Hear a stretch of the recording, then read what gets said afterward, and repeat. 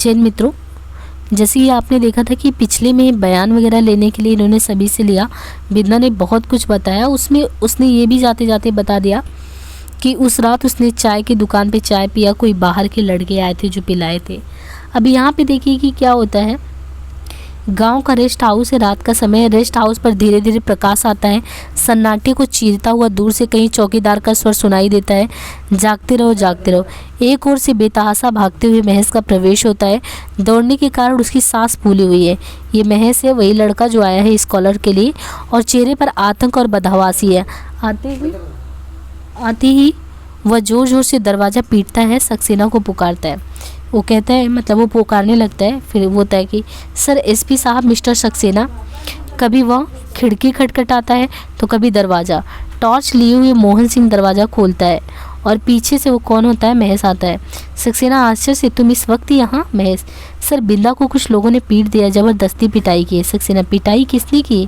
महेश, सांस बुरी तरह उखड़ी होने के कारण वह हाफ कर बोलता है। अंधेरे में रुकमा पहचान तो नहीं पाई सर, लेकिन आज दिन में उसने जो बयान दिया था वो उसी का नतीजा है। हीरा काका और रुकमा की तो मैंने साथ वाले गांव में भिजवा दिया था, और मेरे बहुत रोकने के बावजूद बिंदा जख्मी हालत में भी टिटेहरी गांव के लिए निकल पड़ा है, और वो जिस तैस में गया है सर, वो उन लड़कों को जिंदा नहीं छोड़ेगा। सक्सेना, टिटेहरी लड़की? कौन सी लड़की? मोहन सिंह, पानी लाओ। हाँफते हुए महेश को थाम कर बिठाता है। मोहन सिंह पानी लाते हैं और उसे पानी पिलाता है। पानी पीकर महेश संभालता है। हाँ, अब बताओ क्या कह रहे थे तुम? मैं, सर बिंदा ने आपको बताया था ना कि पुत्तन की दुकान पर 2 लड़कों ने चाय पिलाई थी। उसी चाय के साथ उसे कुछ मिलाया गया था और पिलाया गया था। वो लड़के टिटेहरी के हैं जिन्हें जोरावर ने इसी काम के लिए हायर किया था। सक्सेना, कोई प्रमाण है तुम्हारे पास? मैं, सबसे बड़ा प्रमाण तो ये है कि अचानक मिला हुआ वो पैसा जिसकी चर्चा टिटेहरी में सब कर रहे हैं, उसी से शक हुआ था बिंदा को, तो अपना एक आदमी लगा दिया उसके पीछे। कुछ दिन पहले ही उसी में आकर खबर दी, वो जख्मी हालत में ही चल पड़ा। सक्सेना, पुत्तन गवाही देगा कि उन लड़कों ने उसकी दुकान पर विशु को चाय पिलाई थी? महेश, खीज और निराशा से, नहीं सर, पुत्तन के मुंह पर ताला डाल दिया गया थानेदार ने, पर उसकी कोई ज़रूरत ही नहीं है सर। ये लड़के घुटे हुए अपराधी नहीं है, ज़रा सा दबाव पड़ते ही सारी बात उगल देंगे। लेकिन डर तो इस बात का है ना कि तैस में आकर बिंदा ने ही इन लड़कों को कुछ कर दिया तो हमारे पास कोई सबूत नहीं रह जाएगा। आप तुरंत कुछ करिए सर। सक्सेना एक क्षण महेश की ओर देखते रहते। लेकिन महेश, तुम इन सब में इन्वॉल्व कैसे हो गए? सुबह तो तुम कह रहे थे कि तुम्हें परमिशन नहीं है फॉर्म में भर के। मैं इस बात बीच में काट कर सैस में, इन्वॉल्व इन हालातों में रह सकता है कोई? कैसे नहीं इन्वॉल्व नहीं रह सकता? निर्णयात्मक स्वर में, अब तो मैं पूरी तरह इन्वॉल्व हूँ sir, there is no question about it. मैं इसकी बात से सक्सेना जैसे कहीं गहरे से डूब गए। आप जल्दी ही कुछ करिए सर। सक्सेना अपने में लौटते हुए, नाम मालूम है लड़कों का? मैं, बंसी और बिहारी हैं, गांव में कोई भी बता देगा सर। सक्सेना फिर कुछ सोचने लगते हैं व्यग्रता के साथ। अगर ये 2 लड़के नहीं पकड़े गए सर, तो फिर कभी कोई विशु के हत्यारे को नहीं पकड़ सकेगा, और नहीं पकड़ा गया तो सब कुछ कितना बेकार हो जाएगा सर। बिंदा का अपने को दांव पर लगा देना, मेरा पढ़ाई छोड़ देना, सब कुछ। अगर विशु को मारने वाला बच गया तो हम सब टूट जाएंगे सर। सक्सेना कुछ क्षण सोचने के बाद निर्णयात्मक स्वर में, अब वो बच नहीं सकेगा। महेश उत्साह से, सर मैं भी चलूँगा आपके साथ। सक्सेना, नहीं, तुम्हारा साथ चलना ठीक नहीं है, मैं खुद देखूँगा। महेश, लेकिन आप देर मत करिएगा सर। सक्सेना कंधा थपथपाते हुए, तुम इस वक्त घर जाओ और देखो, होशियारी से जाना। सक्सेना के व्यवहार से कृतज्ञ होकर महेश उसका हाथ पकड़ लेता और फिर जल्दी से निकल जाता है। कुछ देर उसी दिशा में देखता हुआ मोहन सिंह, मेरा बैग लाओ। Mohan Singh, yes sir. जल्दी से बैग लेकर आता है। सक्सेना बैग से कागज़ कलम निकालता है, कुछ क्षण सोचता है और फिर जल्दी जल्दी कुछ लिखने बैठ जाता है। सक्सेना, कागज़ लिफाफे में डालकर देखो, ड्राइवर से कहो कि ये चिट्ठी डीआईजी साहब के घर जाकर दे दें, खुद उनके हाथ में बहुत ज़रूरी है। मोहन सिंह चिट्ठी लेकर, यस सर। सक्सेना, और तुम जीप निकालो। मोहन सिंह, सर। सक्सेना जीप निकाले, टिटेहरी चलना है फ़ौरन। मोहन सिंह सैल्यूट मारता है। सक्सेना भीतर जाने के लिए मुड़ता है, अंधकार होता है। आगे के दृश्य में देखिए अब कि दास साहब की बैठक है।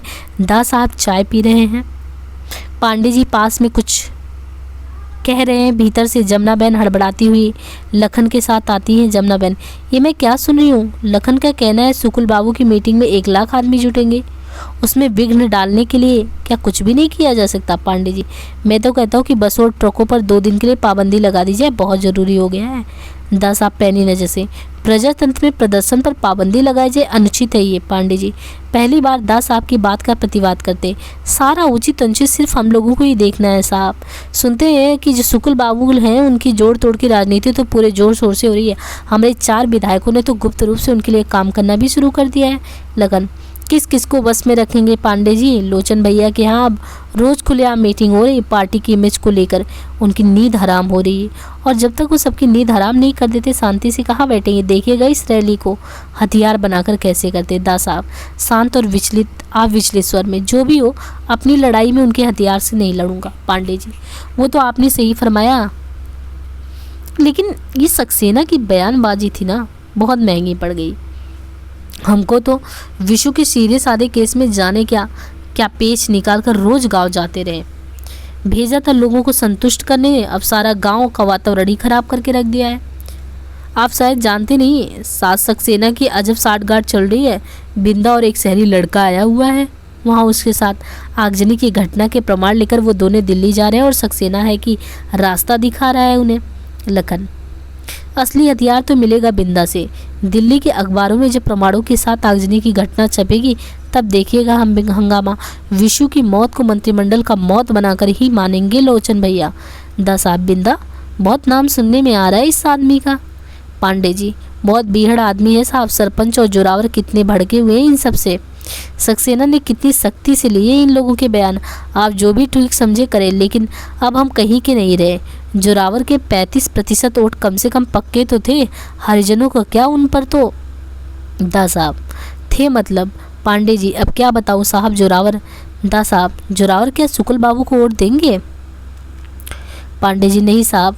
दास साहब तो पांडे जी वो खुद लड़ा, मतलब कि वो खुद इलेक्शन में खड़ा हो रहा है। दास साहब तो चौंक गई है, जोरावर कब से खड़ा हो रहा है? पांडे जी हाँ साहब वो तो खुद ही इलेक्शन में खड़ा हो रहा है। जमुना बहन ये तुम क्या कह रहे हो पांडे? जोरावर खड़ा हो रहा है? इतनी हिम्मत कैसे हुई उसकी? दास साहब कहा उसने तुमसे? पांडे जी नहीं साहब, और अब कहेगा भी नहीं। बहुत उखड़ा हुआ है आजकल। कल आखिरी दिन है, कल ही अपना नामांकन पत्र भरेगा। मुझे भी शाम को ही पता चला दास साहब बहुत परेशानी के साथ। पर ऐसा कैसे हो सकता है? मुझे विश्वास नहीं हो रहा है। लगन होगा भी नहीं। अपने लोग कहकर और चढ़ाइए सिर पर। खून में वफादारी होती है इनके, देख ली वफादारी। पांडे जी बात पक्की है साहब, शुक्ल बाबू ने काशी के जरिए फोड़ दिया है। तभी तो कहता हूँ कि सब के सब अब। दास साहब मुझसे पूछा तक नहीं और कैसे सौदा करना चाहते हैं क्या? पांडे जी नहीं साहब, इतनी पैतरेबाजी उसके बस की नहीं है। जाट आदमी है, जिधर चाहो चाबी घुमा दो। हम लोगों से नाराज़ था, काशी ने भड़का दिया। कहा तो कि अपने मिलने के लिए बुलाया था, बहुत ज़रूरी काम है। दास साहब आएगा? पांडे जी हाँ साहब आता ही होगा अभी। जमुना बहन हल्के से क्रोध के साथ अब जब आए ना तो सख्ती से फेस आना चाहिए हमें भी। भलमन साहब की कदर जब कोई जानता ही नहीं तो क्या फ़ायदा भलमन साहब की। पांडे जी नहीं माता जी, इस चुनाव को जीतने के लिए तो जोरावर का साथ बहुत ज़रूरी है। हो सके तो आप उसे किसी तरह बस में करने की कोशिश करिए। दास साहब पांडे से, पांडे तुम्हें सरोहा की जिम्मेदारी दी है, तुम उसे ही संभालो। दूसरी चिंताओं से अपने को परेशान मत करो। जोरावर का प्रवेश। तीनों से गुस्से से देखते हैं। जोरावर जय राम जी की। दास साहब आपने हुक्म किया था, हाजिर हो गए हम। जोरावर कहती हुई जमुना बहन आगे बढ़ती कि दास साहब बीच में रोक देते हैं। दास साहब जोरावर से मुझे अकेले में बात करनी है। तीनों थोड़ा सा हतप्रभ होते हैं, फिर भीतर चले जाते हैं। जोरावर भी दास साहब की इस रवैये से स्थिति को सूखने की कोशिश करता है। दास साहब एक क्षण चुभती नज़रों से जोरावर को देखते हैं, फिर उठकर घरेलू दफ्तर वाले कमरे में आ जाते हैं। जोरावर को बैठने का इशारा कर कर उसी अंदाज में, ये सही है जोरावर कि मैं जब किसी का हाथ पकड़ता हूँ तो बीच में नहीं छोड़ता, स्वभाव है मेरा। पर कोई इसे मेरी दुर्बलता समझकर नाजायज़ फ़ायदा उठाना चाहे तो। जोरावर क्या बात है दास साहब, आप साफ साफ बोलिए ना। दास साहब साफ बात अपने लोगों के बीच हो सकती है जोरावर, पर तुम तो अपने पन की जड़ें ही काटने शुरू कर दी है। जोरावर वो कैसे? दास साहब अपने आप से पूछो ये सवाल, जो ज़्यादा बेहतर है। कि यही सच है कि तुम भी चुनाव में खड़े हो रहे हो? जोरावर हल्के से चौंकता पर बोलता नहीं। तुमने मुझसे पूछने की ज़रूरत नहीं समझी। जोरावर कुछ देर तक दास साहब को तौलती हुई नज़रों से देखता है, फिर एकाएक आक्रामक रवैये अपना लेता है। देखो दास साहब हमें तो दोस्त दो मत आप। इन बातों की पहल आपने ही की। हमारे ही गांव में घरेलू उद्योग की योजना शुरू की, एक बार पूछा ही तो हमसे नहीं ना। पंचायत को अलग रखा, उससे पैसा भी उसके हाथ में नहीं दिया। जिन लोगों ने आपके चुनाव में खून पसीना एक किया था आज भरोसे के लायक नहीं रह गई है। सोचा तो होता कि कौन सी साख रह जाएगी गांव में पंचायत की हमारी, फिर भी हम आपके पास आए कि बैठकर बात करें आपसे। पर वो लखन बेइज्जती करता रहा हमारी आपके सामने और आपके मुंह से दो बोल तक नहीं फूटी। आपको सह के बिना आंख मिलाकर देखे तो वो हमसे। दा साहब, कुछ गलत तो नहीं कहा ये था लखन ने। फिर ये योजना सरकार की नीति है हमारा पहला जुरावर। और उस दिन गांव में कैसा सलूक किया आपने हमारे साथ, जिन्हें में कभी इतनी बेइज्जती नहीं हुई मेरी। सबके बीच नाक मेरी कटा दी आपने। आप हमें गोली मरवा देते तो हम बर्दाश्त करते थे, लेकिन इस तरह नंगा करके छोड़ दिया हमको। कितना तो इंतजाम आपके लिए किया गया था, कैसे मन से करवाया था, और आप दुत्कार के चले आए दा साहब, सिर्फ तुमको बचाने के लिए। अपनी जातियों से जहाँ तहाँ लोगों के मन में घाव कर रखे हो तुमने। बहुत ज़रूरी हो गया कि मलहम लगाया जाए जुरावर, पर हमारे सीने पर जख्म करने के लिए तो फिर से तहकीकात का हुक्म दे दिया ना आपने। आकर देखा तो होता कि कैसे सलूक किया हमारे सरपंच काका के साथ उस 2 कौड़ी के सक्सेना ने। यही इज्जत रह गई हमारी गांव में कि ऐरा गहरा कोई भी आए। दा साहब, तो अब चुनाव लड़कर इज्जत बनाओगे तुम अपनी। खेती में और राजनीति में बहुत फ़र्क होता है जुरावर। बहुत कर ली खेती दा साहब, अब तो हम करेंगे राजनीति। दा साहब, किसने समझाया तुम्हें? काशी ने। सुना है वह रास्ता भी दिखा रहा है और साथ भी दे रहा है तुम्हारा इस चुनाव में। जुरावर, अब आप दुरदुरा देंगे तो कोई तो साथ देगा ना हमारा। काशी हमको सगे भाई से ज़्यादा ही मानता है। दा साहब, सगे भाई ने यही नहीं बताया कि विशु ने आगजनी के जो प्रमाण जुटाए थे उन्हें लेकर बिंदा दिल्ली जा रहा है। सक्सेना ने विशु की हत्या के सारे प्रमाण जुटाकर रिपोर्ट तैयार कर दी। अच्छा हुआ तुमने खुद हाथ खींच लिया, मैं मुक्त हुआ, वरना इन स्थितियों में मेरे लिए भी ना बहुत मुश्किल हो जाता कुछ भी कर पाना। जुरावर, क्या लिख दिया है सक्सेना ने अपनी रपट में? दा साहब, जानते हो किस किस के बयान है इसमें? पढ़कर सुनाऊं क्या? फाइल को सहलाते हुए जुरावर, सक्सेना ने जिन जिन के बयान लिखी उनकी सबकी रत्ती रत्ती खबर है हमारे पास। दा साहब, पुलिस की हर काम की खबर हर किसी को होने लगे तो पुलिस ही क्यों हुई? फाइल के पन्ने पलटते हुए, रात को 2 लड़कों के साथ पुत्तन की दुकान पर चाय पी थी विशु ने, और यही आखिरी चीज़ है जो उसके पेट में गई है। जुरावर एक क्षण ऐसे देखता जैसे तोल रहा हो पुत्तन। लौंडे लपाड़ों के साथ चाय बीड़ी तो पीता ही रहता था, उसमें हमारा क्या? दा साहब, लड़के सरोहा के तो नहीं थे, टिटेरी गांव के थे।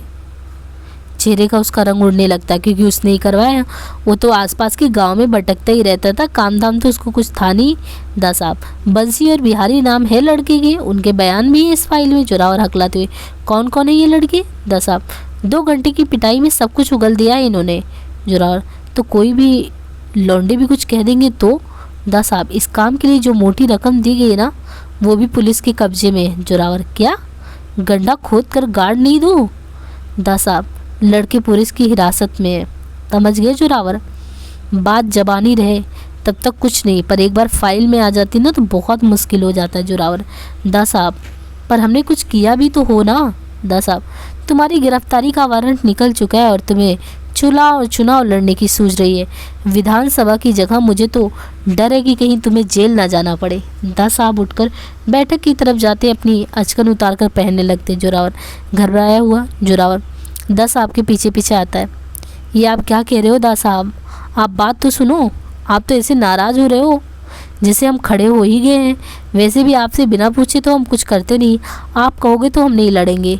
रखा है क्या इस राजनीति में? अपनी खेती ही बहुत कुछ है। दा साहब, नहीं, खड़े होना चाहते हो तो ज़रूर खड़े हो जाओ, मैं तुम्हें क्यों रोकूंगा। जुरावर, आप तो ऐसे बात करे हो दा साहब जैसे हम आपके कुछ है ही नहीं, पराए हैं। उस काशी ससुरे ने इतना भड़काया, पर सुकुलवा से तो नहीं मिले, जाकर हम मिले ही नहीं, लेकिन अपने एक बार कहलवाए तो दौड़े दौड़े चले आए। जाट आदमी है दा साहब, भेजे में यूँ ही थोड़ी सी गर्मी भराई है, वरना आपके एक इशारे पर हमेशा खून बहाने को तैयार रहते हैं।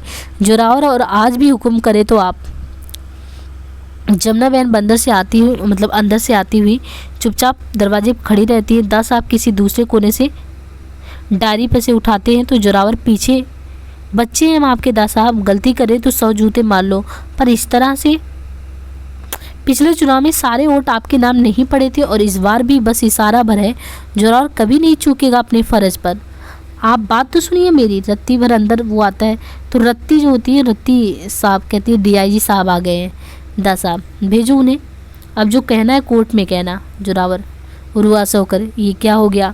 ठीक है, मैं यहीं बैठा रहूँगा, ले जाए, मुझे यहीं से पकड़ कर ले जाए। एकाएक नज़र जमुना पर पड़ती है, लपक कर उनके पास जाता है और चिरौरी करते, देखो जमुना बहन, उस सक्सेना ने जना जाने क्या उल्टा सीधा कर दिया है। जमुना बहन फटकारते हुए, चुप रहो, तुम एक काम करो कि भीतर चलो मेरे साथ। जमुना बहन बिना किसी तरफ देखे भीतर चली जाती हैं। जोरावर एक बार दा साहब की ओर देखता है और फिर सपाट चेहरा देखकर जमुना बहन के पीछे चल पड़ता है। दा साहब उसको जाते हुए देखते हैं, कुछ क्षण विचार मग्न से खड़े रहते हैं, फिर बैठकर सरोहा वाली फाइल देखने लगते हैं। थोड़ी देर बाद सिन्हा का प्रवेश होता है, सल्यूट मारता है। दा साहब फाइल देखते हुए, सक्सेना के बारे में क्या राय है? सिन्हा, जी आदमी तो अच्छा है, आई मीन। दा साहब, मैं अच्छे बुरे की नहीं योग्यता की बात कर रहा हूँ, नजरें सिन्हा के चेहरे पर गड़ाकर, लेकिन स्वर में आवेश नहीं, वही सधाव ठहरापन। पुलिस वालों में जैसी पैनी दृष्टि, व्यवहार, कुशलता, निष्पक्षता, टैक्ट होनी चाहिए, वो सब है, वैसा कुछ नहीं है। हिदायत के बावजूद दुर्व्यवहार किया कुछ लोगों के साथ, वहाँ संतुष्ट करने के लिए भेजा था, बहुत असंतुष्ट है लोग उससे। सिन्हा के चेहरे पर हवाइयाँ उड़ने लगती है। CR भी देखी है, मेरी धारणा की पुष्टि करनी है, जब कोई महत्वपूर्ण काम सौंपा गया परिणाम हमेशा असंतोषजनक ही रहा है। सिन्हा क्षमा याचना के स्वर में, सॉरी सर, अब मैंने केस पूरी तरह अपने हाथ में ले लिया, आप चिंता मत कीजिए, पता नहीं इतने सीधे साफ केस में सक्सेना ने। दा साहब, चुनाव के इस माहौल में कोई भी बात इतनी सीधी और साफ नहीं हो सकती मिस्टर सिन्हा। कितनी सफाई की विरोधी पार्टी के लोगों ने हत्या की इस घटना का इस्तेमाल किया है अपने राजनीतिक स्वार्थ के लिए। वे अच्छी तरह जानते हैं कि जब तक जोरावर हमारे साथ है, एड़ी चोटी का जोर लगाकर भी वे चुनाव नहीं जीत सकते। बहुत ज़रूरी ही हो गया था उनके लिए जोरावर को हटाना और उस हत्या के आरोप में फंसाना। इससे बेहतर मौका उन्हें कहाँ मिल पाता। तो अब ये भड़का रहे हैं एक तरीके से, दा साहब भी एक तरीके से भड़काने का काम कर रहे हैं कि जोरावर तो अपना ही आदमी था और ये जो विपक्षी पार्टी है वो कहीं ना कहीं विपक्षी पार्टी ही भड़का रही है। सिन्हा कहते हैं दा साहब को आश्वस्त करते हुए, लेकिन सर मेरी रिपोर्ट में तो ये आत्महत्या का केस है। दा साहब एक क्षण सिन्हा को चेहरे की ओर उनकी ओर देखते हुए आवाज़ में, फिर पहले वाला समय आ गया, लगता है निष्कर्ष आपके मन में पहले था और रिपोर्ट आपने बाद में तैयार की। दा साहब रात मैंने भी काफ़ी गौर से फाइल देखी, फिर बिना किसी आवेश के एक एक बात को समझते हुए विशु और रुकमा के संबंध बहुत साफ मुझे दिखे। अब देखिए इन लोगों ने बोला कि अब मुझे विशु और रुकमा के संबंध साफ दिखे। उसके बाप तक ने कबूल किया है विशु के पास बने रहने के लिए ही रुकमा बिंदा की गांव में आई थी। पत्नी के प्रेमी को बर्दाश्त न कर पाना पर संदेह ना होना, इसलिए मित्रता की आड़ बनाए रखना, पूरी योजना बनाकर घटना वाले दिन गांव से अनुपस्थित रहना और बाद में आवश्यकता से अधिक आक्रामक रवैया। एकाएक स्वर में क्रोध का पुट उतर आता है, संदेह के लिए कोई गुंजाइश रह जाती। इतनी मोटी सी बात आप लोगों को समझ में नहीं आई? ये हत्या का मामला है, बिंदा ने ही की है हत्या। अब ये देखिए हत्या किसकी हो गई? बिंदा ने, मतलब विशु की हत्या का जुर्म बिंदा पे आ गया और सक्सेना पुलिस का ये आदमी होकर मुजरिम के साथ साठगांठ कर रहा है। जुर्म है ये, सस्पेंड कर दीजिए सक्सेना को और अरेस्ट कीजिए। ये होती राजनीति। जो सस्पेंड किसको करवा रहे हैं ये लोग? सक्सेना को। ये वही सक्सेना है जो उन लोगों का साथ दे रहा था, बिंदा का साथ दे रहा था, महेश का साथ दे रहा था, ये साहस देने वाला था। और ये बिंदा जो कि अपने दोस्त के न्याय के लिए लगातार लड़ रहा था, इस बिंदा को ही इस चीज़ में फंसा दिए लोग। सिन्हा हक्का बक्का जहाँ का तहाँ खड़ा रह जाते हैं। दा साहब के अंतिम शब्द के साथ ही अंधकार हो जाते हैं। आगे नेक्स्ट पार्ट में देखिए कि गांव में जोरावर के घर की चौपाल, तबला हारमोनियम वाले कोई बहुत ही चलती धुन बजा रहे हैं, जिस पर एक नाचने वाली डांस भी कर रही है। जोरावर, पांडे जी और लखन का प्रवेश है। लखन के चेहरे पर परेशानी और दुख का मिला जुला भाव है। पांडे जी वह जोरावर के इंतजाम किया। जोरावर की दावत में हर चीज़ हाजिर है। ये देसी तुम सबके लिए है और ये पांडे जी लिखी है। तबला वादक जायका बदलने के लिए बिलायती भले ही, पर भैया धक्का तो देसी को ही पड़ी है ना, ये बिलायती है। 2-3 लोग और का एक साथ। पांडे जी हिसाब से तो आज की दावत लाखन को देनी चाहिए थी। जोरावर लखन को और देखकर जो मुँह लटकाए बैठा है। लखन बाबू ठहरे सुम, कुछ ही नहीं होगा इनसे, पर कोई बात नहीं, हम करेंगे दावत। पिलाते नहीं हो तो पियो तो सही। लखन बाबू ये देसी नहीं बिलाती है, अंगूरी।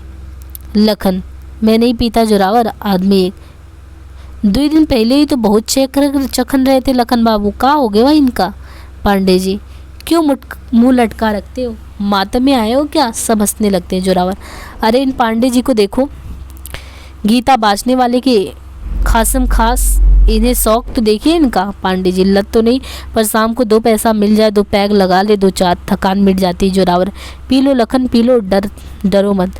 पांडे जी, पी लो लखन, जोरावर इतनी खुशामद कर रहा है। अरे जोरावर के गांव से चुनाव लड़ रहे हो और जोरावर की शराब तुम नहीं पियोगे? सब हंसने लगते हैं।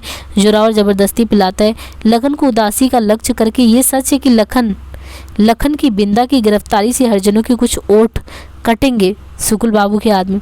जोरावर, मारो गोली शुक्ल बाबू के आदमियों को। शुक्ल बाबू को ओट देने वाले हरिजन कौन से हैं हम जानते हैं, हम बूथ पर पहुंच तो जाएं, उनमें से एक को भी नहीं देने देंगे। आदमी दूसरा, हाँ भैया, चोट तो जोरावर के रौज में ही दे सके हो। आदमी, हुई गवाह भीतर लठैत, और का सक्सेना का हम लोगों ने छुट्टी करा दिया। जोरावर, देखो भैया, जो हमरे संग चलेगा वही सबके साथ है, मान लो। अब तो सब हुड़दंगइयों के हाथ भी कट गए हैं। पांडे जी, ये जश्न जोरावर की जीत का जश्न है। ये सब जो जुटे हुए हैं ना, ये जोरावर की जीत के जश्न में जुटे हैं कि जोरावर की जीत कंफर्म है। लखन वहाँ से इलेक्शन लड़ रहा है। जो सक्सेना न्याय दिलाने का काम कर रहा था उसको ये लोग जेल में डाल दिए। जो विंदा था उसको इन लोगों ने दोषी कर दिया। इतने में सिन्हा है। सिन्हा के यहाँ पे देखेंगे आप तो Bedi, hello my sweet little rabbit Sinha, तो वहाँ भी होता है कॉन्ग्रेचुलेशन। बड़ी रौनकें लगा रखी है भाई, लगता है बिना डिजर्व किए ही डीआईजी से आईजी बन गए हो। अब देखिए, सक्सेना जो कि अच्छे काम करे थे उनको हटा दिया गया, और ये जो चमचागिरी वाले किए इनको डीआईजी से आईजी के पद पे प्रमोट कर दिया गया। श्रीमती सिन्हा, कैसी बातें करते हो भाई साहब, ये पार्टी खाली प्रमोशन की थोड़े ही है। बेदी, तो और क्या हो गया तुम्हारे घर? 10 दिन को मैं बाहर गया और इस बीच में भाई लोगों ने पार्टी का मौका भी तलाश किया। बात क्या है दत्ता बाबू, अपनी कैद की 25वां वर्षगांठ मना रहा हूँ। वर्मा, ओ तो ये बात है, तब तो इनाम के तौर पर महीने 2 महीने की छुट्टी दिलवा देनी चाहिए सिन्हा को इस कैद से। क्यों भाभी जी? श्रीमती सिन्हा, कमाल करते हैं आप भी, कैद तो 25 साल तक मैंने काटी, पुलिस वालों के साथ रहना किसी सज़ा से कम होता है क्या? पेदी, ठीक है, तो इनाम के तौर पर छुट्टी आप ले लीजिए, सिन्हा को मैं अपने साथ ले जाता हूँ। समली ठाका, सब मस्ती कर रहे हैं। और दत्ता बाबू, अरे नहीं तो क्या, चन्ना इस आत्महत्या के चक्कर में अच्छे चक्कर खा गए, दोस्ती की आड़ में ऐसा क्या होता है? क्यों? तो कोहली, लेकिन सिन्हा साहब ने असलियत पकड़ ही ली ना, बड़ी पैनी नज़र थी। काम सारा किसने किया था?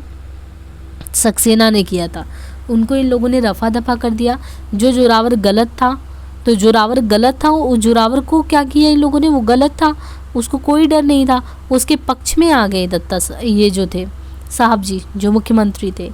और श्रीमती सिन्हा हो गए, बेदी हो गए, ये सब मस्ती कर रहे हैं।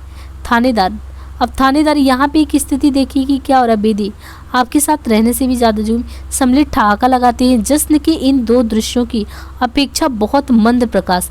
अभी आपने ये 2 जगह पे देखा, एक तरफ जोरावर की मंडली में हंसी टिटोली चल रही है, एक तरफ डीआईजी से आईजी प्रमोट होकर हंसी टिटोली आईजी ये कर रहे हैं, सिन्हा कर रहे हैं। आपने देखा जो सक्सेना थे, सही थे, उनके साथ अन्याय हो गया। और एक तीसरा दृश्य भी उसी में साथ में देखिए, तीसरा दृश्य की बहुत मंद प्रकाश है। थाने का दृश्य उभरता है। थानेदार और चौकीदार दोनों ने मिलकर बिंदा की पिटाई कर दी है, और बिंदा की पिटाई वो कर रहे हैं। हर बार बेत खाकर वो चीखता लेकिन बोलता कुछ नहीं है। थाने के बाहर महेश और मुअत्तिल सक्सेना भी खड़े हैं, परेशान हैं, दुखी हैं। बिंदा की चीखों के साथ साथ महेश के चेहरे पर क्रोध का भाव बढ़ता जा रहा है। थानेदार कहता है, कबूल कर कि बिशु को ही तूने ही मारा है, बंसी और बिहारी को रुपए देकर तूने ही जहर दिलवाया था। चौकीदार, बोल कि तू ही वो बच्चा है। थानेदार, नहीं बोला तो मार मार के और भी शरीर को लुगदी बना दूंगा। और दोनों बिंदा पर पिल पड़ते हैं। बिंदा की चीखों के बाद ये धीरे प्रकाश और मंद हो जाता है, और दा साहब का घर पूरी तरह प्रकाशित हो जाता है। दा साहब का घर का और थाने का दृश्य साथ साथ चलता है। दा साहब और जमुना बहन प्रसन्न मुद्रा में हैं। सामने चौकी पर प्लेटों के कई प्रकार के व्यंजन सजे हैं। दा साहब, यही है कि ये भोज हो रहा है। एक समय देखिए कि जिसने गलत किया, विशु की मृत्यु हुई।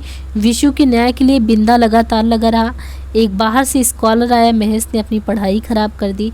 सक्सेना ने इनको न्याय दिलाने का प्रयास किया। ये सारे आज कटघरे में हैं।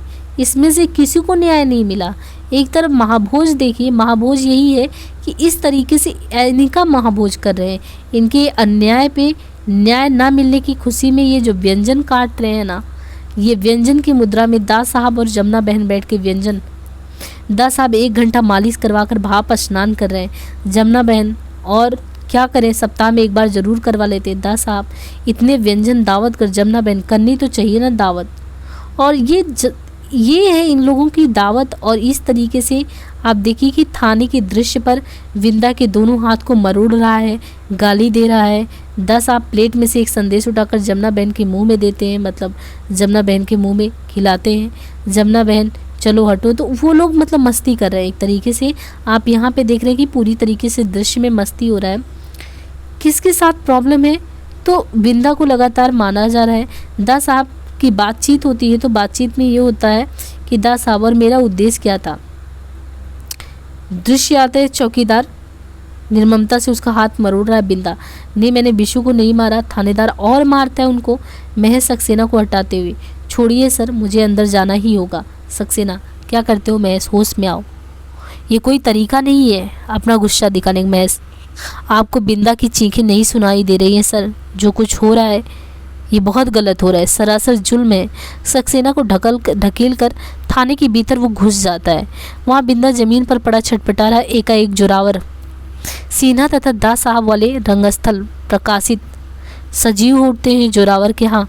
उसी तरह नाच गाना चल रहा है, सीना के यहाँ हंसी मजाक हो रहा है, पीना पिलाना चल रहा है, दास साहब के यहाँ जलवा चल रही है। तीनों स्थानों पर अंधेरा हो जाता है, केवल थाने पर हल्का सा प्रकाश रह जाता है। जमीन पर पड़ा बिंदा छटपटा रहा है, करा रहा है। गुस्से से तमतमाया हुआ महज थाने से बाहर आता है। एक क्षण क्रोध की उसी मुद्रा में खड़ा रहता है, फिर चेहरे का भाव बदलकर सूत्रधार के रूप में आगे बढ़ता, हाथ उठाकर कुछ कहने के लिए मुंह खोलता है, लेकिन कुछ नहीं कह पाता, मानो अब उसकी स्थिति कहने सुनने के परे चली गई। धीरे धीरे पूरे मंच पर अंधकार हो जाता है, लेकिन बिंदा के कराहने की दर्द भरी आवाज़ गूंजती रहती है। अब शायद आपको लगा होगा कि इस नाटक का नाम महाभोज क्यों रखा गया है। इस उपन्यास का ये राजनीति का महाभोज, जिस पर चढ़कर सबने खाया, सबने मस्ती की, पर जिसको इसमें न्याय मिलना था उसके साथ लगातार अन्याय हुआ। और जो अन्याय के विरुद्ध बोला था, जो न्याय दिलाने के पक्षधर थे, उनके भी मुंह को बंद कर दिया गया। इससे ज़्यादा कष्टदायी क्या होगा। धन्यवाद।